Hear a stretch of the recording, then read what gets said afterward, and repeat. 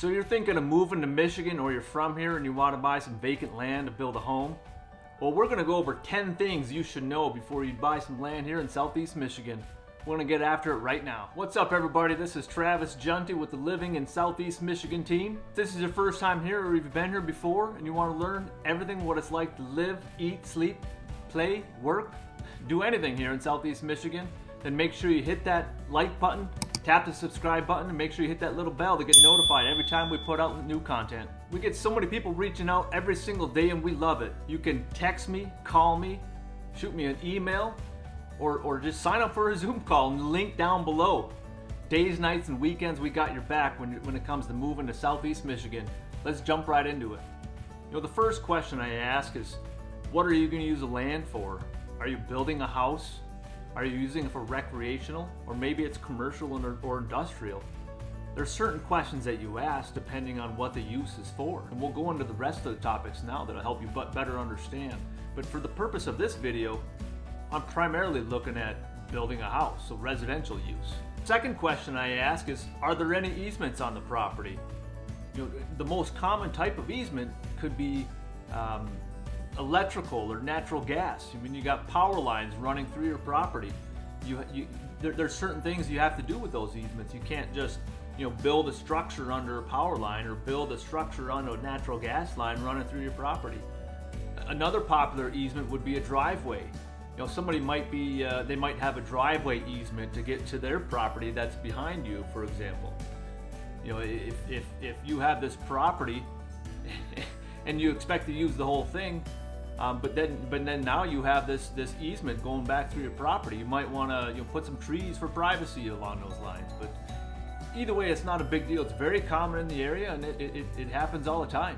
The third question, kind of piggybacking off the last question, is what's the access to the property? What's the ingress or egress?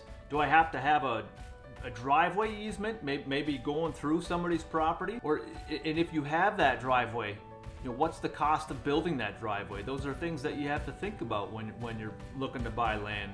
Sometimes you buy land that has that driveway there, so the costs are considerably less than if you had to build a driveway to get access to the property in the back. The fourth question that you must ask is, has the land been surveyed? You know, let's say you're buying a 2, 3, 4, 10 acre, 20 acre parcel and you have no idea if it's been surveyed. You know, if you had to go back and buy a stake survey. What did you say? You know, which is when they stake all the corners and kind of stake some of the midpoints to give you an idea of where the property lines are. That can get very expensive. And if you don't know your property lines, and if you're looking to build your house or build a structure or build a fence, you know, you might be building on somebody else's property or put up some trees, right? You might be building on somebody else's property and they're just not going to be happy about that. Then you have to deal with that issue. So it's always a good question to ask is, do they have a copy of the survey, or has it been surveyed? It seems like a lot of real estate transactions, you know, at least recently here in Michigan, they typically do supply that info. The fifth question I'd like to ask is, can the land be split? I mean, let's say you're buying a 5 acre parcel or 10 acre parcel and maybe you want to, you know, split off a couple of acres to maybe build your house, and then maybe build in the future another place, or maybe sell off a couple of different parcels, and you know, to help cover the cost of you buying the land, right? Those are things that usually you have to go to the township and ask those questions, right? They'll typically tell you if you can split the land, and it's not always true. I mean, sometimes people would think, you know, hey, I got 5 acres, I got 10 acres, of course I could split the land, but that's not always true. You have to verify that with the township first, you know, township or city or whatever municipality that is in, right?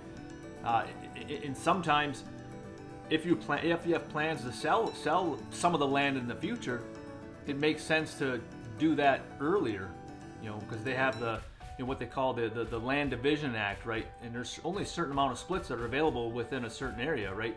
So, and sometimes that changes over time. I mean, let's say in your general area, somebody's already split off some land, you might not have any splits available on your specific parcel. So if you have plans to split in the future, or if you have plans to sell off in the future, it might make sense to make those splits. And then kind of going back on the previous topic, if you make those splits, in order for those to be official and recorded, they need to have a survey done. Hey, I hope you're enjoying the content so far. I know we've gone through 5 questions so far. We've got 5 more to go. And I know, hey, we're kind of skimming the surface a little bit. Have you thought of a question you might have if you're buying a house here or buying land to build a house in Southeast Michigan? Well, drop that in the comments down below. Or you could call, text, or email me day, nights, and weekends. All right, we've made it to number 6, and this is a big one. Are there any available utilities in the area?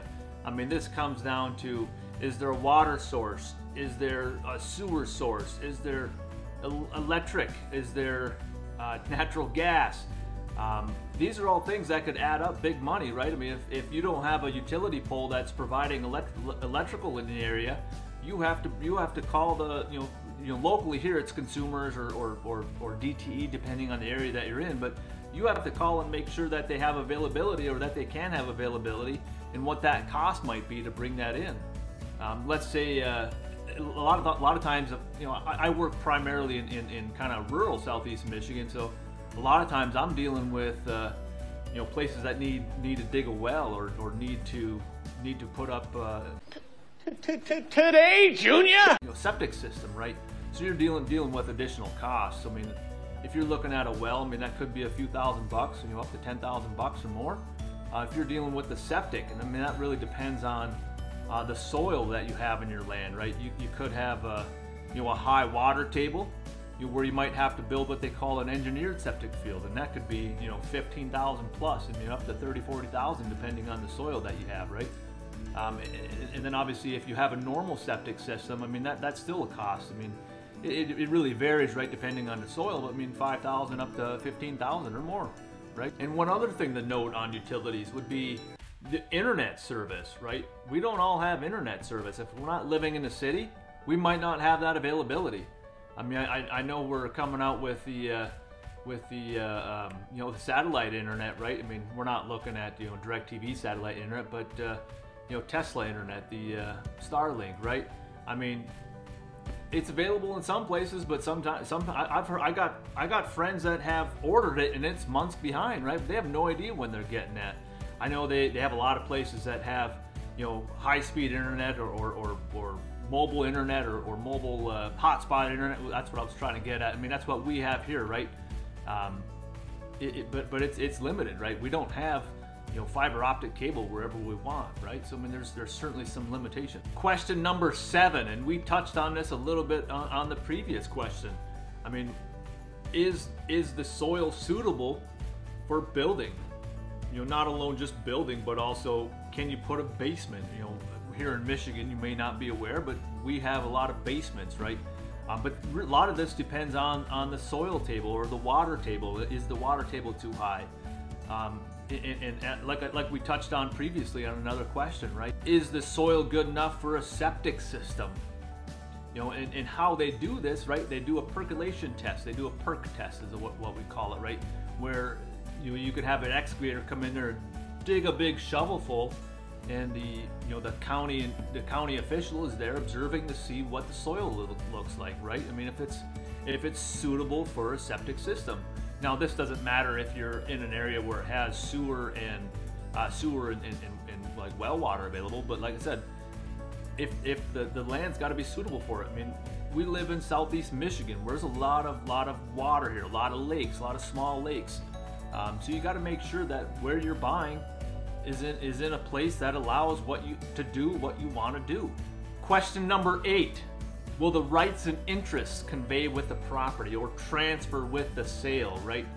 We're talking your mineral rights. We got, gold, gas, oil is another big one, right? I mean, it's not as big here in Southeast Michigan, although we do have some, pumping wells in Michigan, right? But those, typically, I mean, when you're talking just the land, I mean, when we're talking what comes with the land, we're talking what's above it, what's on it, and what's below it. I mean, that's what you want when you're buying the property, right? You want everything with it. I know this was a big thing. I mean, I'm from Michigan. I'm born and raised in Michigan, but I spent some time out in North Dakota during the oil boom in 2011 to 2016, right? And that was a big thing with the mineral rights, right? I mean, they were drilling a lot of oil. I mean, if you didn't have the mineral rights, all you had was the land rights, and they were drilling on your land, but they were getting all that oil out of the ground, and you were missing out on some big time royalties. I mean, that was a big thing, right? So make sure that you're getting all your mineral rights with the land that you purchase. Question number 9: what can you build on your land? I mean, depending on where you buy, there might be some certain restrictions on the things that you can build there, right? I mean, let's say you're buying a piece of property and it's in an HOA, right? There's certain restrictions that you have to follow to build that home there.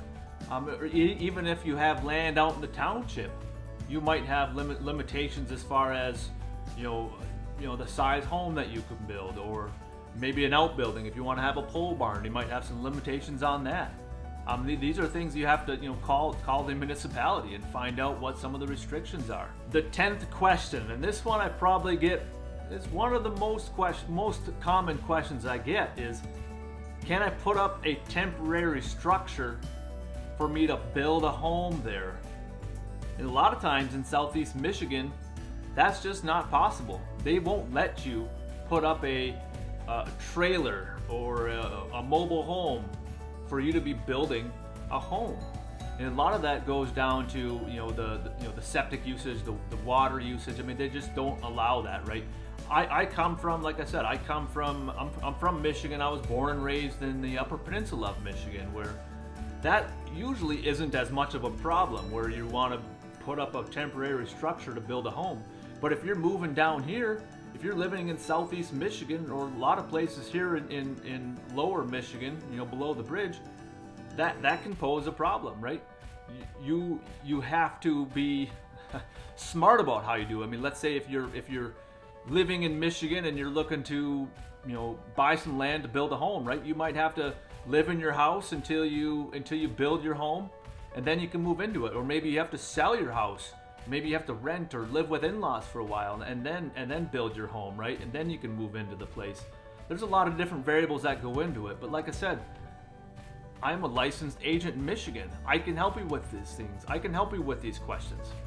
Look, this is just scratching the surface of questions that you can ask when you're buying land to build a home here in Southeast Michigan.